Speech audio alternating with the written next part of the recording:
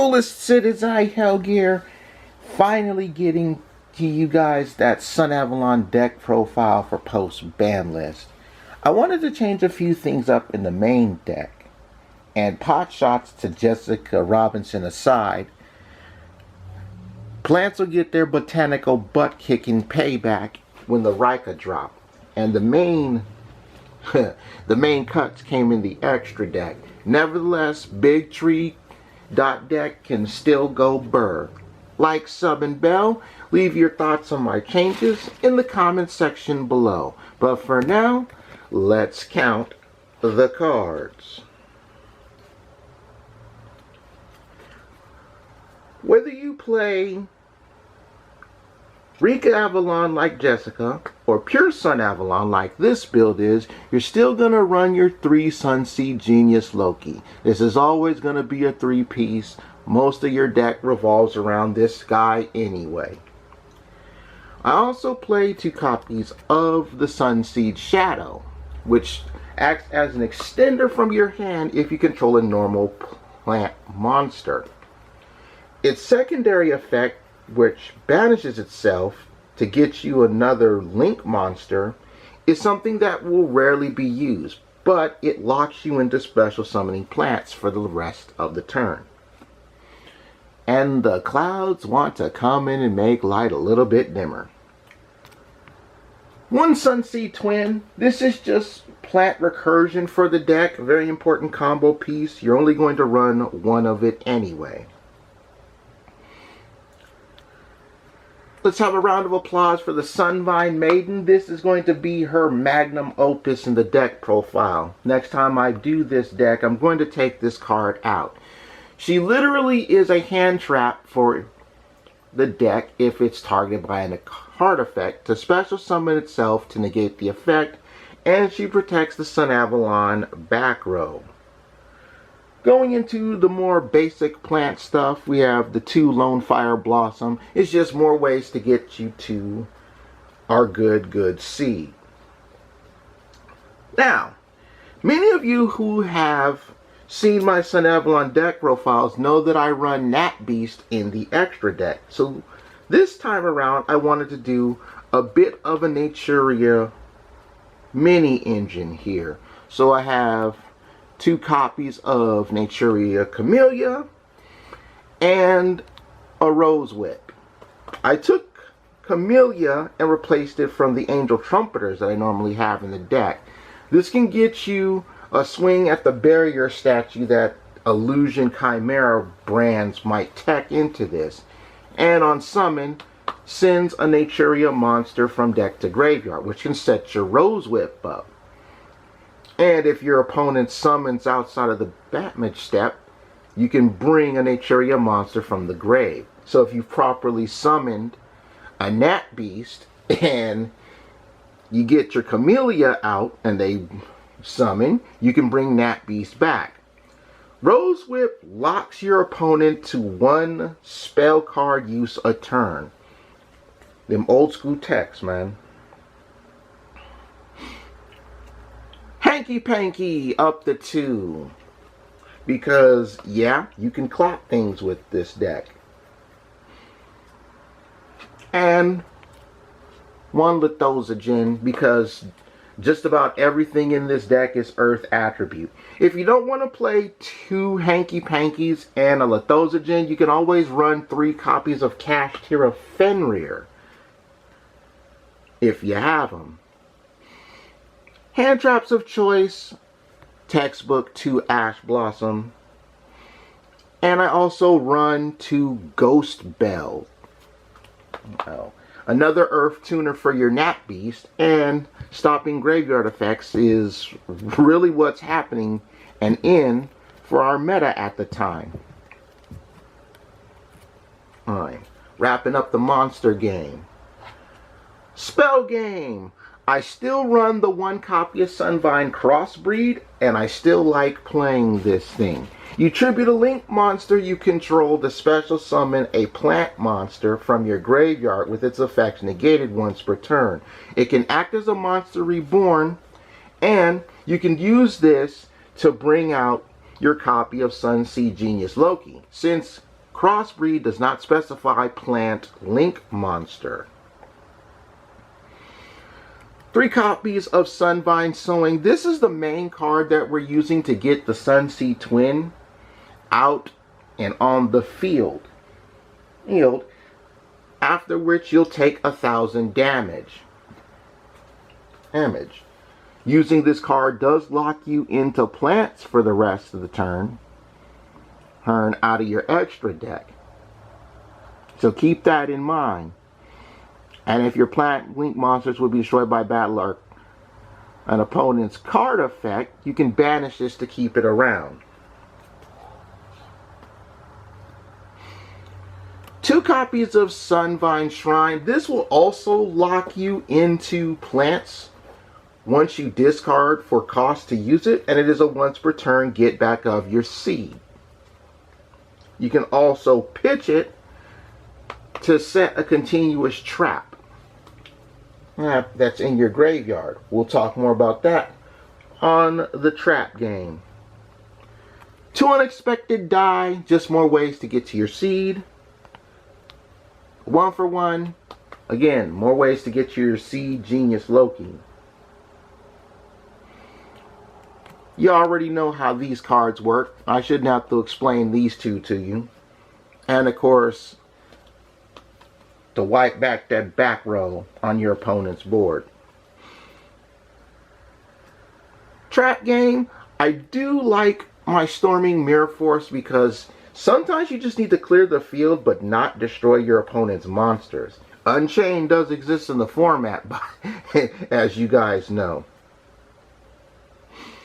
2 copies of Sunavalon Bloom. You can get this trap back from sending your Sunvine Shrine. Fine. And once you get a link 4 higher plant monster on field, it literally shuts off all of your opponent's face-up cards. During damage calculation, if your plant link monster battles, you can increase its attack by the total attack of all the monsters the link arrow points to, which can get your big tree very, very massive. But keep in mind, it is an OAT. OAT standing for 1 activation a turn. Phantom Knight's Fogblade is another continuous trap that you can get off of the Sunvine Shrine. Just another form of negation for the deck, because it needs it so much. 2 copies of Solemn Strike, because Solemn Strike is still good to stop things at a cost of 1,500 life. And then 2 copies of Polynosis to round out the main deck. Polynosis is essentially Solemn Judgment, but instead of paying half of your life, you tribute a plant monster you control. Wrapping up our main deck. Into the extra deck. Sunvine Healer is limited. In a pure Sunavalon build, you're only playing 1 of this anyway. All Sunvine monsters die if a Sunavalon link monster you control is taken off the field by card effect. Right. Keep that in mind. Healer gives you life points. After you target 1 of your link monsters, you'll get 300 for its rating. And if a plant would destroy a monster in battle while this card is active, you gain 600 life.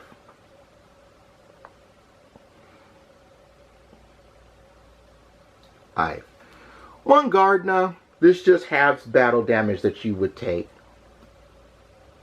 Like, simply put, Thrasher is your main damage dealer of the deck. It comes out at 800.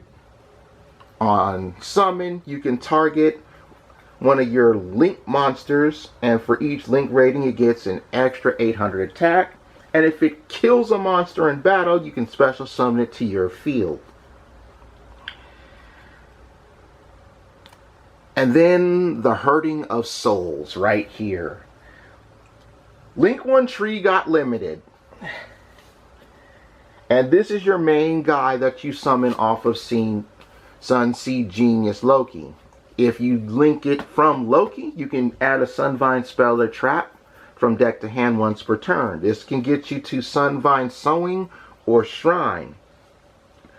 I still run the 2 Dryades as well.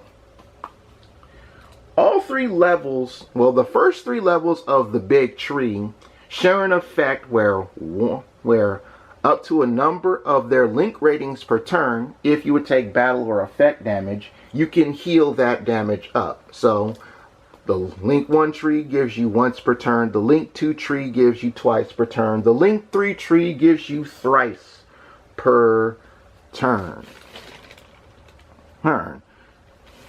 Trees cannot be targeted for attacks, so if they swing at this, it's essentially a direct attack to your life points. Level 3 tree, of course. Gotta love the level 3 tree. Got to love the level 3 tree. Once returned, when a monster this card points to is targeted for an attack, you can negate it, and if you do, move that monster to another main monster zone. So this can actually clear up some zone spaces if you need to. I played one Sunavalon Daphne. Daphne contributes itself to get you link monsters back. So if you need to, you contribute Daphne and get your link 1 back to reuse again. Melius is the other link 3 tree, her, as we like to call him, I am Groot. Yeah, we play Groot in this deck. I'm not U-boarding with Sunavalon. Can't anymore since tree link 1 is limited. Once per turn, target a Sunvine link monster you control that this card points to. It can make a number of attacks each battle phase up to the number of Sunavalon link monsters you currently control. So if you have your tree and Melius on the field, and say you have a Sunvine Thrasher, that means your Thrasher can literally swing more than one time. And now the link 4 tree. The link 4 tree does not heal up like the previous 3 links, but it still allows the opponent to attack you directly. Once per turn, you contribute a link monster this card points to. Destroy any number of cards your opponent controls up to that link monster's rating. So if you do give up a Melius, you can clap 3 cards. One Bengalancer the Resurgent, just a little bit of bounce at the cost of 2,500 life points, and can bring itself back if you banish link monsters equal to its 4 link rating. Nat Beast, self-explanatory. It's a spell negate by pitching 2 off the top at quick effect speed. And finally, a Queen of Thorns. Since most of the monsters in this deck are plant anyway,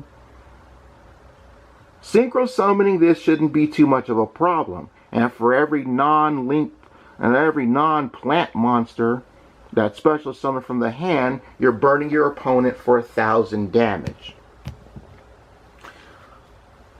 So the big question that I get a lot is, how do you go into Nat Beast when this deck is known for locking yourself into plant monsters?